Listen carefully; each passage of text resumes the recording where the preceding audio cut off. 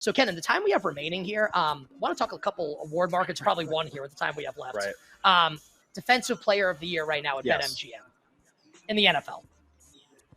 It's so funny.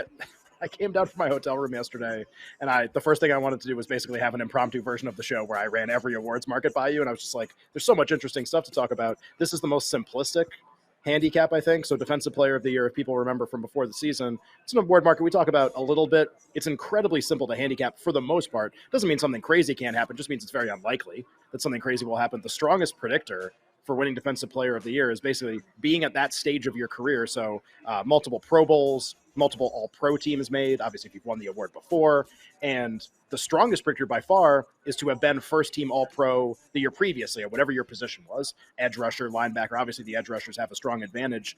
And so the two first-team All-Pro edge rushers from last year entering the season were Myles Garrett and TJ Watt. They were the two favorites in the market. Myles Garrett had multiple sacks against Carolina on Sunday. TJ Watt looks like he's going to be out a long time, at least several weeks with his pec injury that he's going to try to rehab and not have surgery on. That kind of removes him from consideration for Defensive Player of the Year. So there's one down from the first-team All-Pro.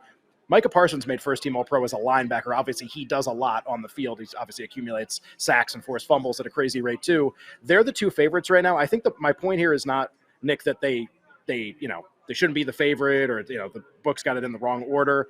Just like, should they be even bigger favorites than they are right now? I think so. As they're just the two by far most they're both 5-1 at BetMGM. You create basically a dual bet. It's going to pay a little more than 2-1 if you bet them both together. I'm pretty sure I'd have to run 2 5-1s together. I'd be shocked if both these guys stay healthy, if one of them doesn't win it. It's not that they have to win or it's 100%. Just ask yourself, if I gave you a bet that's 2-1 that Myles Garrett or Micah Parsons won Defensive Player of the Year, knowing what we know about the predictive power of first-team All-Pro the year before. And Watt can't win. And those are the two edge rushers that were first-team All-Pro, basically. If I gave you both of those at 2-1 or more, would you take that bet right now? I think the answer is yes. Not that they have to win. And you had an interesting player maybe for 30 seconds as well here. Yeah, and that would be Khalil Mack at 20-1. And I guess the argument against Khalil Mack would be, what if Joey Bosa is able to accumulate a lot of sacks also on the Chargers? But Mack going to the Chargers, reinvigorated after playing the the award Bears. already. He was unhappy. Has won Defensive Player of the Year already. Had a monster game in Week 1 against the Las Vegas Raiders. If the Chargers have a big season and Khalil Mack close to 20 sacks, Khalil Mack is right now 20-1.